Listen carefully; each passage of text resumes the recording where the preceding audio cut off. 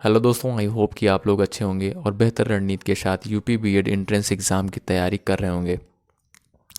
दोस्तों, जैसा कि आप सभी जानते हैं कि इस चैनल के माध्यम से आपको यूपी बीएड से संबंधित सारी जानकारियां प्रोवाइड की जा रही हैं। अगर अन्य भी जानकारियां चाहिए बीएड से संबंधित तो प्लीज़ चैनल को सब्सक्राइब कर लीजिएगा और वीडियो अगर आप देखते हैं तो वीडियो को लाइक ज़रूर करिएगा। इससे हमारा मोटिवेशन बढ़ेगा और हम आपको बेहतर से बेहतर वीडियो देने का प्रयास करेंगे। तो हमारा यह वीडियो जो रहने वाला है सिलेबस के ऊपर, यानी यूपी बीएड का सिलेबस क्या होता है उसके ऊपर विस्तृत चर्चा करेंगे।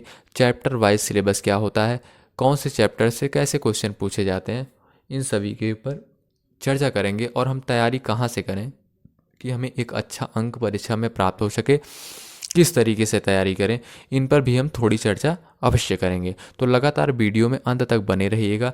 वीडियो बहुत ही अच्छी होने वाली है, बहुत ही आप लोगों के लिए लाभकारी होने वाली है। बस अंत तक चैनल पर जुड़े रहिएगा, ठीक है। तो आइए वीडियो को शुरू करते हैं और देखते हैं कि हमारा सिलेबस क्या होता है। जैसा कि आप सभी जानते हैं कि बीएड एंट्रेंस का एग्ज़ाम 2 शिफ्ट में होता है। फर्स्ट शिफ्ट में 2 पेपर होता है, सेकंड शिफ्ट में 2 पेपर होता है। जो फर्स्ट शिफ्ट में 2 पेपर होता है, एक लैंग्वेज का होता है जिसमें इंग्लिश अथवा हिंदी पूछी जाती है, 50 क्वेश्चन आते हैं यहाँ से, और एक जीएस का प्रश्न पत्र होता है, इसमें 50 प्रश्न आते हैं, ठीक है। दूसरा जो सेगमेंट होता है, यानी जो सेकंड शिफ्ट में एग्ज़ाम होता है, इसमें आपने कौन सा सब्जेक्ट चूज़ किया है, वो आप कॉमर्स चूज़ किया है या आर्ट चूज़ किया है या आपने साइंस चूज़ किया है, यहाँ से आपके 50 प्रश्न पूछे जाते हैं और एक मैथ अथवा रीजनिंग से 50 प्रश्न पूछे जाते हैं, ठीक है। तो मैथ का भी सिलेबस क्या होता है, जैसे पिछले वर्ष से मैथ से क्वेश्चन पूछे जा रहे हैं 12-15 प्रश्न, तो मैथ का सिलेबस क्या है उसके ऊपर भी हम चर्चा जरूर करेंगे। तो आइए वीडियो को शुरू करते हैं। तो हमारा समान अध्ययन जो होता है, यहाँ पे इसका सिलेबस क्या होता है, जैसे भारतीय इतिहास पहला क्या होता है, हमारा पहला चैप्टर होता है भारतीय इतिहास। भारतीय इतिहास में जैसा कि आप सभी जानते हैं, प्राचीन भारतीय इतिहास, मध्यकालीन, आधुनिक, इन सभी से क्वेश्चन पूछे जाते हैं, ठीक है। अभी इसकी तैयारी कैसे करनी है जीएस की, हम वो भी आपको बताएंगे, ठीक है। दूसरा हमारा होता है भारत का भूगोल एवं विश्व का भूगोल, और तीसरा होता है अर्थशास्त्र, ठीक है। और चौथा होता है करंट अफेयर, और पांचवा टॉपिक जो होता है उत्तर प्रदेश विशेष। ये तो मोस्ट इंपॉर्टेंट है, इसकी तैयारी कैसे करनी है हम आपको ये भी बताएंगे, ठीक है। उसके बाद छठवां टॉपिक हमारा है सामान्य बौद्धिक क्षमता, सातवां टॉपिक है अंतर्राष्ट्रीय घटनाएं, आठवां टॉपिक है व्यापार, और नौवां है पर्यावरण इत्यादि, ठीक है। अब हम इसकी तैयारी कैसे करें इनके भी बारे में थोड़ी चर्चा कर लेते हैं। देखिए, इसकी तैयारी करने के लिए आपको एक लूसेंट की सब्जेक्टिव बुक लेनी है और एक ऑब्जेक्टिव लेनी है। सब्जेक्टिव को बेहतर तरीके से पढ़नी है और ऑब्जेक्टिव को सॉल्व करना है, यहाँ से आपका कंप्लीट हो जाएगा। और यूपी स्पेशल आपको एक बाणी की बुक आती है, वहाँ से आप पढ़िए, यहाँ से आपका कवर हो जाएगा, ठीक है।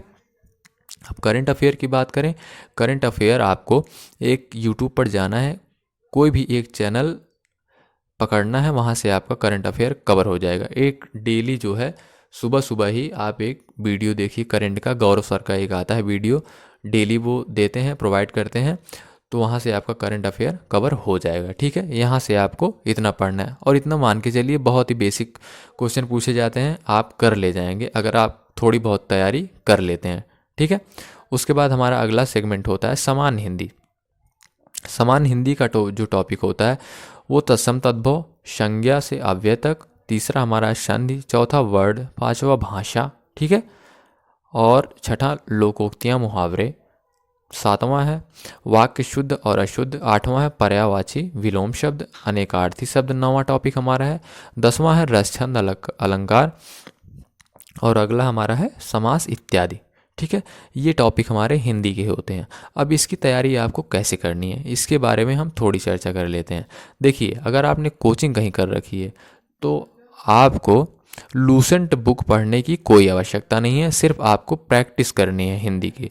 देखिए, जितना ज़्यादा आप प्रैक्टिस करेंगे उतना बढ़िया आपका परीक्षा में परफॉर्म होगा, इतना मान के चलिए, 100% मैं बता रहा हूँ, ठीक है। उसके बाद हम अगला टॉपिक देख लेते हैं। अगला टॉपिक हमारा होता है जनरल इंग्लिश, यानी लैंग्वेज में 2 पेपर पूछे जाते हैं, दोनों में से आप एक चूज कर सकते हैं। ये हमारा इंग्लिश है। इंग्लिश में हमारे सिलेबस क्या होता है, एक फिल इन द ब्लैंक्स, और दूसरा होता है रीडिंग एंड कॉम्प्रिहेंशन, तीसरा होता है स्पेलिंग एरर, और चौथा होता है वन वर्ड सब्स्टिट्यूशन, ठीक है, और पांचवा होता है ईडियम फेज, ठीक। उसके बाद अगला होता है हमारा एंटोनिम्स और सिनोनिम्स होता है, ठीक है। सातवां होता है एरर करेक्शन, ठीक है। और अगला जो हमारा सेगमेंट होता है वो मैथ का होता है अथवा रीजनिंग का होता है। रीजनिंग में हमारे पूछे जाते हैं कोडिंग डिकोडिंग से प्रश्न पूछे जाते हैं, वेन आरेख से, न्यायिक निगमन से, घड़ी और कैलेंडर से, रक्त संबंध से। और सातवां जो होता है दिशा परीक्षण से प्रश्न पूछे जाते हैं, और पासा से, पजल से और नंबर सिस्टम से। ये हमारा मैथ का टॉपिक है, ठीक है। नंबर सिस्टम, ल समस, चाल समय दूरी। और 13वां टॉपिक हमारा है लाभ हानि। और 14वां जो है साधारण ब्याज और चक्रवृद्धि ब्याज। और 15वां टॉपिक है समय और कार्य। 16वां टॉपिक हमारा सिंप्लीफिकेशन। और 17वां टॉपिक है विविध के प्रश्न जो पूछे जाते हैं, ठीक है। यहाँ से ये टॉपिक हो गया। अब आपको इसकी तैयारी कैसे करनी है, देखिए, आपको रीजनिंग अगर आपने कहीं कोचिंग कर रखी है तो इसके लिए आपको सिर्फ और सिर्फ प्रैक्टिस करनी है, यहाँ से आपका हो जाएगा, ठीक है। सिलेबस के अकॉर्डिंग आपको प्रैक्टिस करनी है। जो जो टॉपिक पूछे जाते हैं उन टॉपिक की बेहतर तरीके से प्रैक्टिस कर लीजिए, आपका यहाँ से रीजनिंग हो जाएगा। और आप बता दें मैथ आपको कहाँ से पढ़ना है।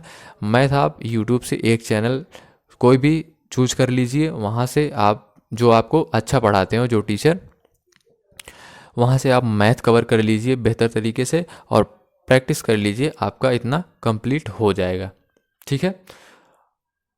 इतना आप कवर कर लेंगे, आपकी तैयारी बेहतरीन तरीके से हो जाएगी, ठीक है। और जो 50 प्रश्न पूछे जाते हैं कि आपने कौन सा सब्जेक्ट चूज किया है, जैसे आर्ट हुआ, कॉमर्स हुआ या साइंस हुआ, इसकी भी तैयारी बेसिक ही होती है। इसके लिए आपको कोई अन्य बुकें लेने की आवश्यकता नहीं है, आपका कवर हो जाएगा, ठीक है। तो बहुत बहुत शुक्रिया, बहुत बहुत धन्यवाद अंत तक जुड़े रहने के लिए, ठीक है। तो सबसे पहले मैं बता दूं आपको कि आपको ज़रूर से ज़रूर